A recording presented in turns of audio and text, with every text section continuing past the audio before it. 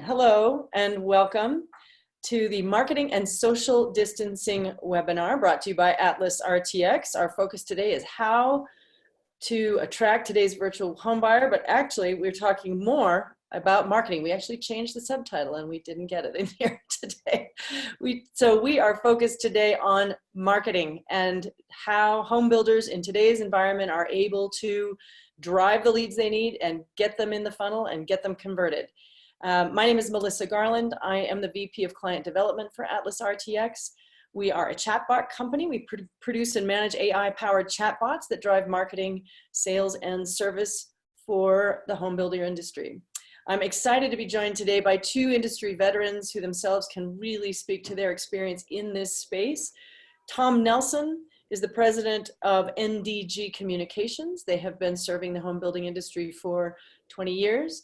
And is going to give us some great insights from his experience across a number of clients.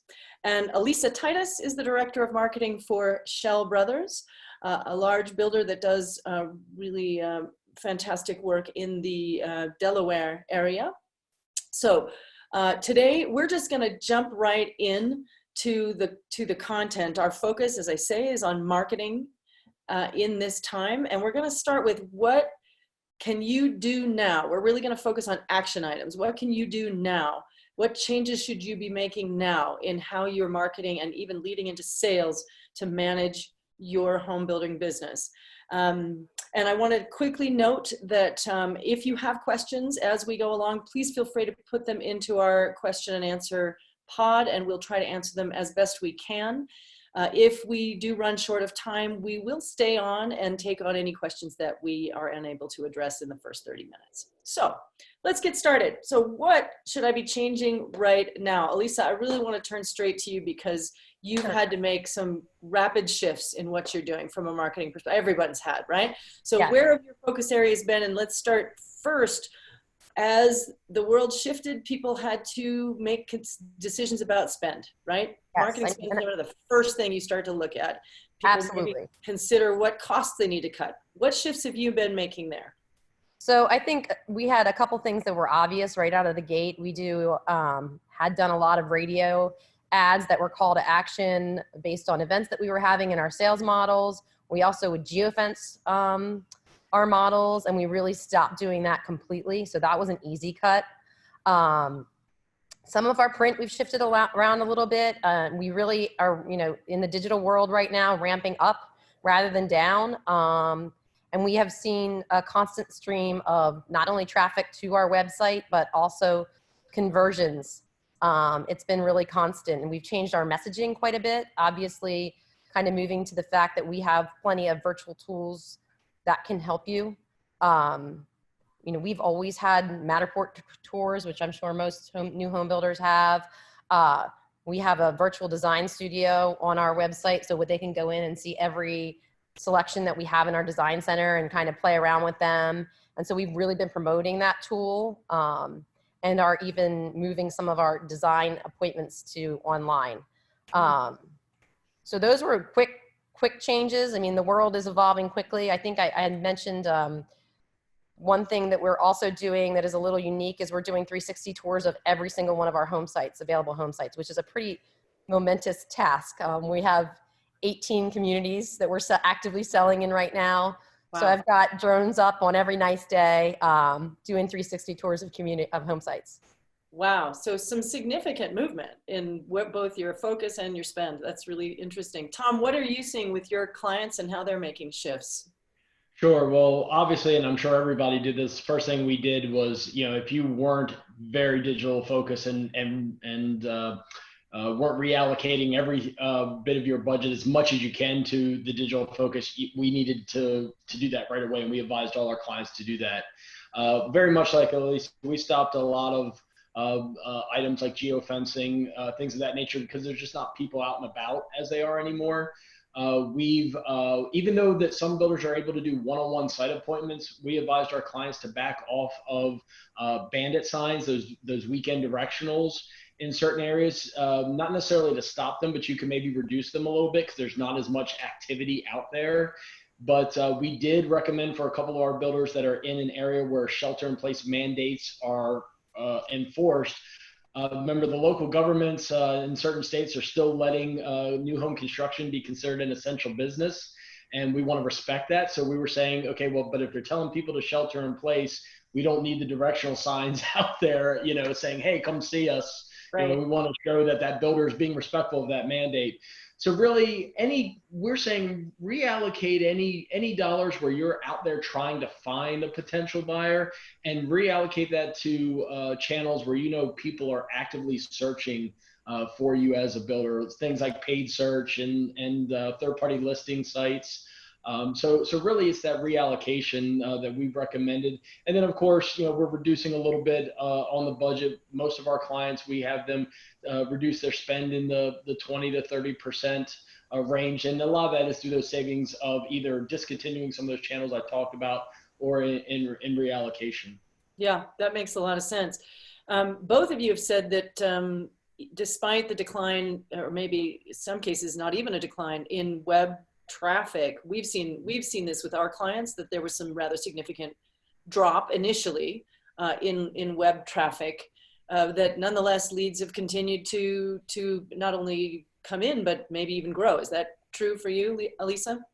Definitely. I think our leads have been up actually substantially from last year at this time.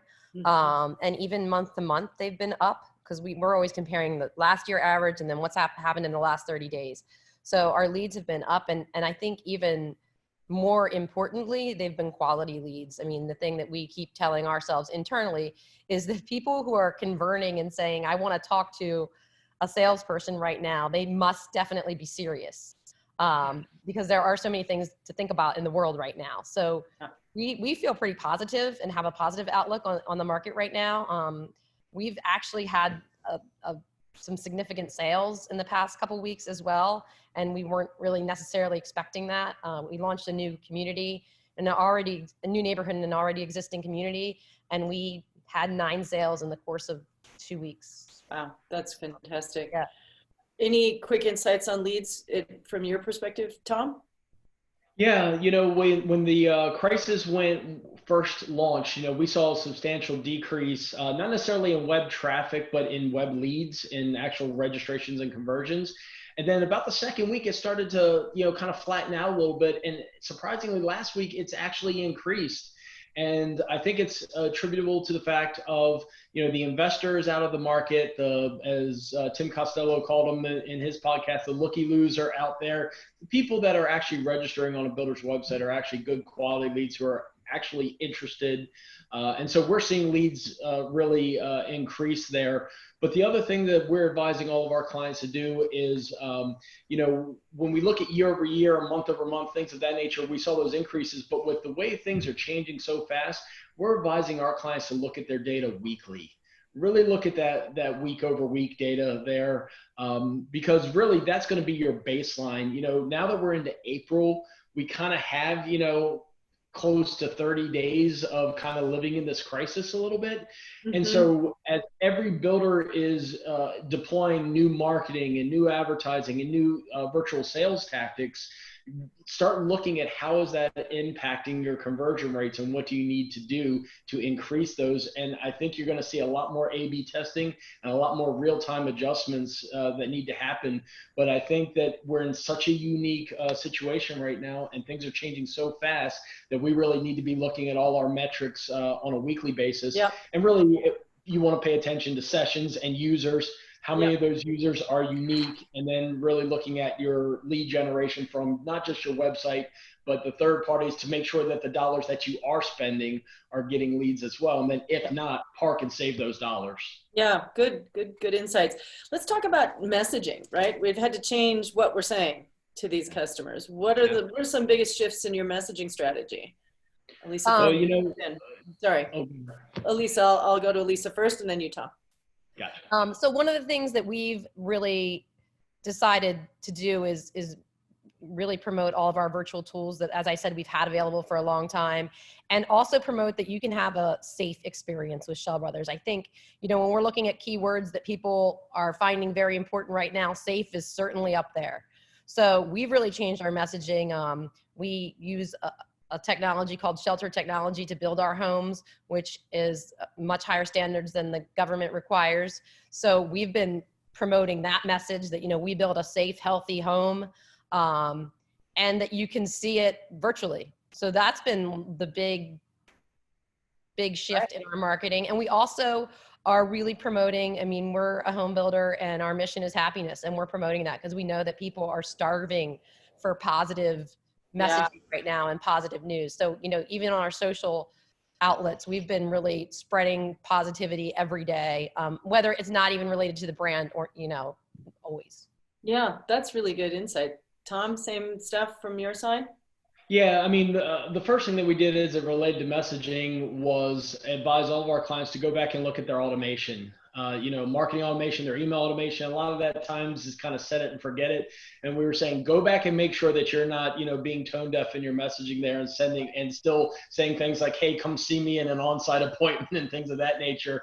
Make sure that those messages are adjusted to your sales environment, your virtual sales environment that you're doing now.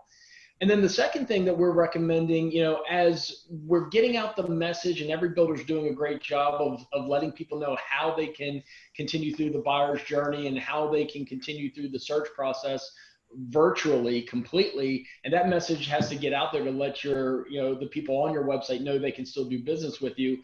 At the same time, let's not get so transactional in the message. We're advising our clients to really talk about those things that get people excited and make them really enjoy home and the concept of being in a new home, because we're very hopeful that on the other side of this, there's some pent up demand that we want to tap into and not wait for the crisis to be over, that we want to capitalize on now, because we know outside of life changes like marriage, divorce, relocation for jobs, the main motivator to purchase a new home is dissatisfaction with the current home. And we're taking the mindset of, if you're not happy in your home right now, then shelter in place for 30 days and see if you still like it.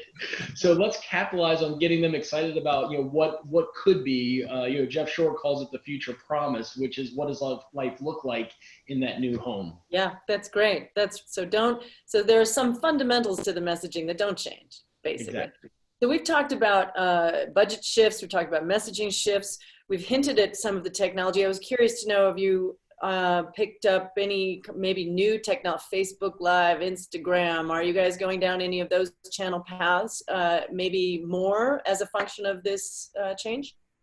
We definitely are. We've done Facebook Lives with mortgage lenders to talk about the, you know, economy right now. We have Facebook Lives on Friday scheduled with some of our brand ambassadors who are going to talk about their authentic experience during their build and post-build with Shell Brothers. So yes, we're doing it with our designers in the design studio. We're definitely relying on a lot more technology, and our sales team has been very willing to embrace this and have Zoom meetings with clients. We had one of our sales team members have a Zoom meeting with a client yesterday, which resulted in a sale. So I think everyone's starting to understand this is the new normal, and we need to find ways to interact in this new normal. Yeah. Yeah. Anything to add there, Tom? Yeah, well, you know, there's a lot of great technology out there that we could all be utilizing to help as far as you know, direct lead generation, obviously more virtual content in those channels, your digital marketing channels, getting those virtual tours out there. You know, as Alicia said, you know, videos of even the salespeople just saying, I'm here, come talk to me, but just more of that, making sure that everything is creating that virtual environment for people as far as having it out there as your advertising content. But there's a lot of great technology that's out there that we also think can help in the whole digital experience. What you guys do with the chatbots is a really great technology, because, you know, every lead's going to be tremendously valuable to us.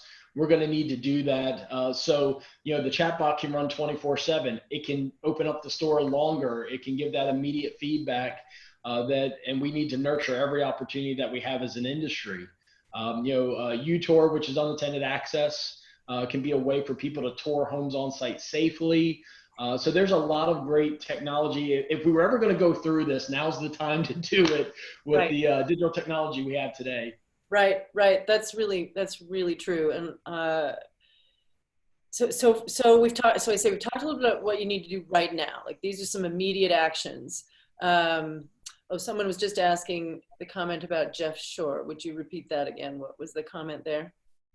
Oh, I just made the comment. If you've ever read the 4-2 sales formula from Jeff Shore, he coined the phrase "the future promise." He's saying that's the vision that every salesperson should be giving a home buyer, which is what does life look like in that new home? You know, it's the promise of a better home and a better life. Yeah.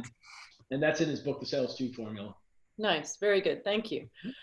So we've talked about some immediate needs. Let's talk what, you know, and the world is constantly shifting, right? And yet seasonality is, you know, there's going to be changes. Summer's going to come and fall's going to come, and we all hope we'll be out of having to live in our houses, but in the sense of locked in our houses by then. But there's some other things coming up. Like, how should we be thinking about what's coming down the road from a marketing perspective? Maybe there are issues we need to be looking forward to addressing when we come out of this, when the world shifts. What are your thoughts there? Elisa or Tom, jump in. Sure. I mean, I think one of the interesting things is we had so many of these projects that were kind of on the back burner because we were doing our day-to-day projects that would move us into the virtual world. And now we've fast-tracked all those. So I don't think any of these tools that we're using are going to go away. I think, you know, as you know, our prime customer is a baby boomer, and that's our target market.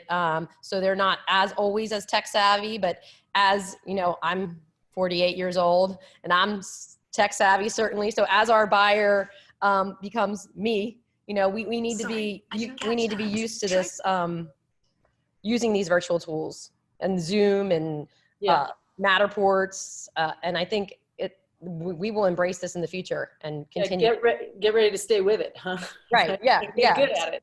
Right. Yeah. This is a temporary fix. We're actually working on, we have a lot of selections, but we're working on being able to pick your selections, and then you actually see a virtual home kind of you build it yourself. So we're trying to fast track that as well. It's not ready yet, but.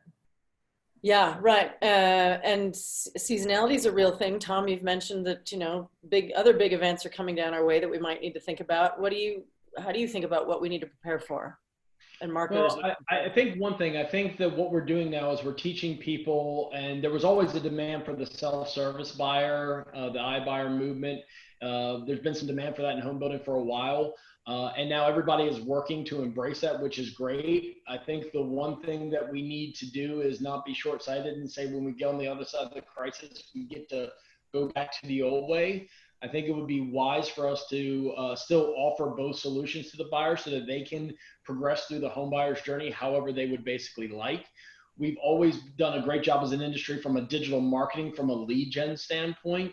But what we need to do is make sure that the lead nurturing and getting them through the funnel continues with the same focus on digital.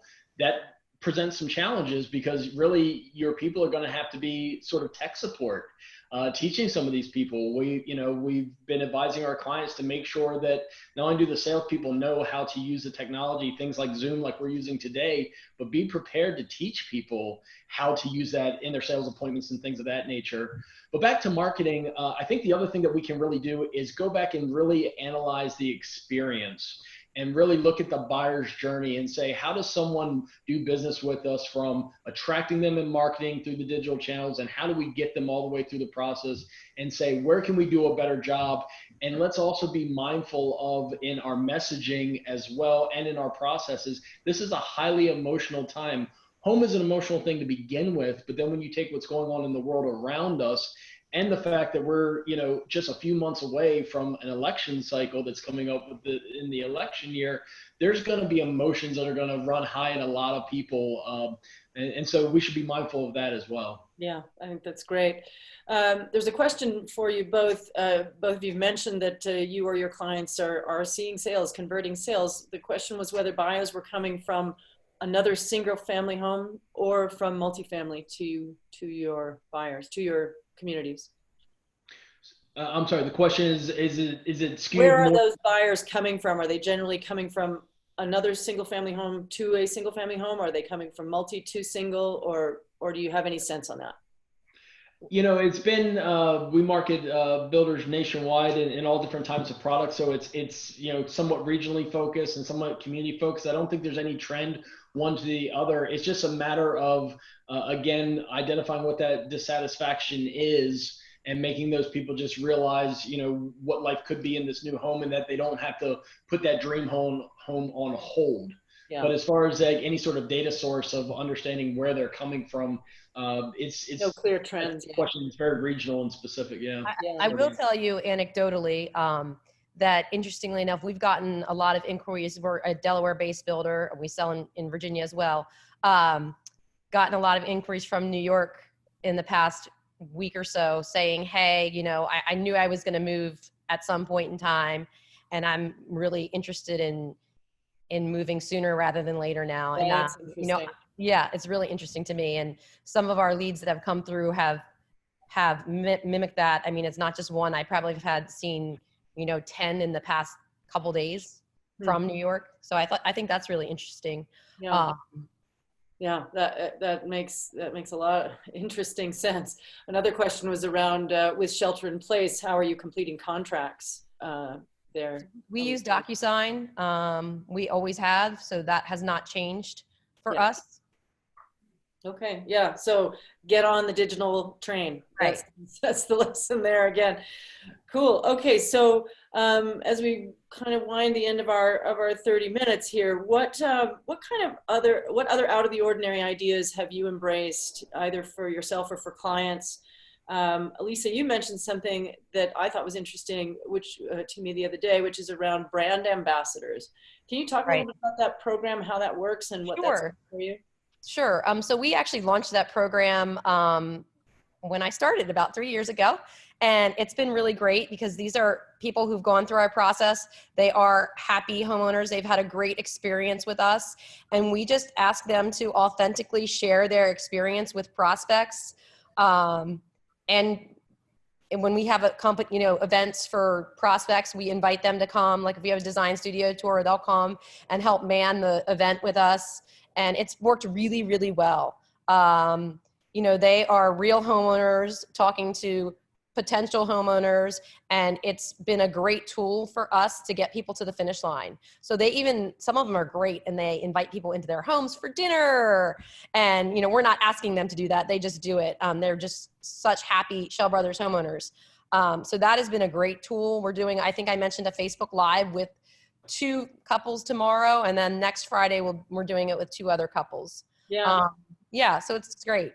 That's a really great idea. I think, you know, even in the digital environment, so obviously they can't host people at their houses at the moment, but are you able to take advantage of this digitally? Yeah, actually, in one of our communities last Friday, the salesperson set up a Zoom between the prospect and our brand ambassadors, and it went really, really well. And we had a social distancing happy hour. We didn't host it. The homeowners did. And we did a drone footage of that. So we'll be promoting that a little bit next week too, saying, hey, we still know how to have fun, even if we can't be near each other. Drone technology is part of your marketing strategy. It makes sense in the world of home building, right? And maybe some of our listeners here haven't yet gone down that path. So it's an interesting investment. Was that a significant investment for you to do that, to get it right? Or is it not as huge a startup cost as one might think? The brand ambassador program? Sorry, the drone technology. Oh, well, we've always been kind of tech savvy at Shell Brothers. The owner loves technology. So we have 7 or 8 drones. So it hasn't been, you know, we haven't had to invest in any equipment or anything. Oh, right. That's awesome. Reassigned people, yeah. And one question was, were you going to their homes to do the Facebook Live, or were they doing it? No, we make them an admin on the Facebook page for the hour that they do it, and kind of walk them through that. So we don't have to be in direct contact with them at all. Gotcha. And do you give them some kind of thank you gift afterward, or? You know, it's tricky territory to give people presents when you are asking them to speak on your behalf. Then they're not independent. Yep. So typically, no, we don't actually. Yeah, that makes sense. One other question that I think is interesting too is around pricing strategy, right? Have you felt the need to make price adjustments to get those sales that you got? And Tom, have you seen any of your clients making significant pricing adjustments? So we've taken a hard line on pricing and decided not to incentivize during this period. We think, this is temporary. This too shall pass. There's still not a lot of inventory out there. So we feel strongly that we don't need to budge on our incentives. We are doing a price promise guarantee. So we're guaranteeing that if we do decrease, if we do give them bigger incentives, that we will match that price, even if they've already contracted. But we're not planning on giving any additional incentives during this time. That's really interesting. What about you, Tom? What have you seen on pricing? Pricing's held firm. There's still low inventory levels. Interest rates are great right now. So we're not really seeing pricing change at all. We have had a couple of builders, be willing to offer some like money back guarantee opportunities, meaning if people who were very nervous and skeptical about going through and contracting sight unseen because everything was digital, because they could not be on site, is just taking away the restriction of, if you can get your deposit back and you can cancel with no strings attached if once you are able to go see it and you have an issue with it or it just wasn't what you thought it would be. We're seeing some of that, but as far as pricing, no, we've seen it hold firm, and we would not be advising our clients to adjust either at this point. Interesting. So let's finalize again back to that question of out of the ordinary ideas. Tom, were there any that you've seen either you or your clients, for your clients, embrace new and different technologies? Sure. A lot of the advertising and marketing fundamentals of how we get traffic are still absolutely applicable. The real thing that has changed now is that, most of those lead generations have all been about, let's get them digitally, let's talk to them, and then let's try to get them on site. Now that the on site is gone, we've got to do a better job of communicating, how to continue the process there. So the other thing that we've been recommending to clients is, get those testimonial videos for someone. Once you have taken someone completely digital through the process, video testimony of them saying how easy it was and how happy they went through that process, to take some of the fear factor away of converting completely digitally. We've had our company launched another platform called UTour, which is unattended access and voice technology that allows people to go tour a home unattended. They can go and tour that home without the salesperson, so it still meets the social distancing mandate. It's in a safe environment. And while they're there, they can engage with an Alexa device and learn and get the same sales presentation there on site and get all of that information, and then talk to a salesperson at that point. But it can still be done in a way where, again, it's done very safely, where they're not there with the salesperson right then and there. So that's another unique technology that is being embraced that we're using quite a bit. And then we're also advising our clients too. There's several homeowner apps out there. Our firm has developed one. There's a couple in the marketplace about being able to communicate, because we want to really protect the ones that have contracted. We want to try to minimize cancellations as best as we can. So any way for you to communicate digitally construction progress of the home, what to expect, and make everyone feel comfortable that it's business as usual on the construction site as well, to really put their minds at ease, is another great way to use the technology that we have together to keep the communication going, even though we're not having those physical one-on-one meetings and people can't come to their the construction site. Yeah, that's great. So one last question that I saw in here that I wanted to raise around, right? Usually you would have an on-site community kickoff. I assume, so did you do a virtual version of that, Elisa, when you opened your? Yeah, we did actually. And we have another one planned for Saturday. We were supposed to be launching a new community in Richmond on Saturday, and we're not doing that now.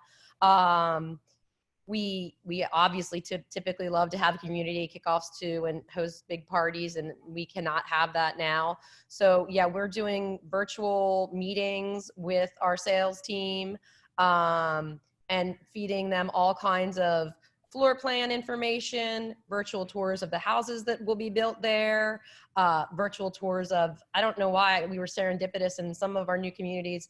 We did virtual tours of the clubhouse. Didn't know this was going to happen, but we did the virtual tours of the clubhouse. They're not built yet. Oh, right. So we modeled them, right. So that worked out really well. Yeah. We've just been feeding people that information, and we typically do like a reservation period. We still did that. Yeah. So the grand takeaway on this, if you didn't already know it, is get digital, right? Get digital. Like as if we all already didn't know that, but but clearly this is forcing us. And in fact, Tom, you used the phrase the other day, which I really liked, and you've ripped off the analog Band-Aid. Or maybe it was the digital Band-Aid. So, rip it off for good, go for it. Don't turn back. So that applies to marketers maybe as much as anybody, right? That at some point the marketers are the ones that have to be living in the digital world. So absolutely. And if anyone's out there thinking about like community grand openings and events that they were having, that they're really thinking about canceling, obviously you can't have those events now, but we're still saying do a virtual event.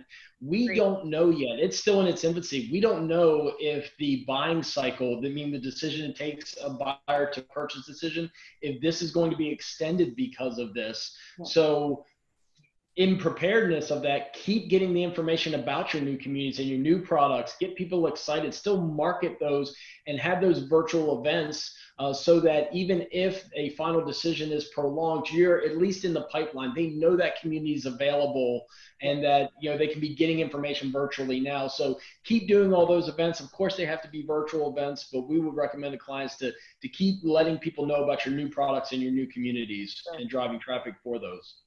Well, that's great. This has been so helpful and insightful. Thank you both for joining us today. And thank you all for tuning in to our second episode of Marketing and Sales in Social Distancing. We'll be having a future episode in 2 weeks. Look for that. And in the meantime, if you have any questions or wish to stay on, we will be happy to answer any additional questions we didn't get to during the live portion of this webinar. We will also provide the link to see the recording of this webinar so you can send it around to anyone who might have missed it. Thank you all so much and have a great day. Tom, Elisa, thank you very much. Thanks for having me. Appreciate it.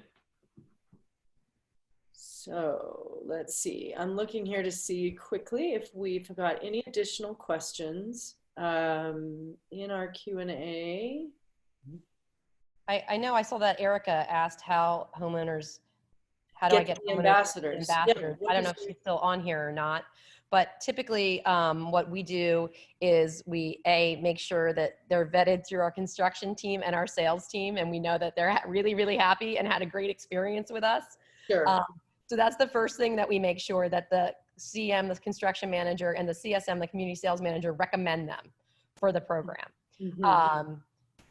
And then we just reach out to them and explain what the brand ambassador program is and ask them if they're interested in coming. We have quarterly brand ambassador happy hours.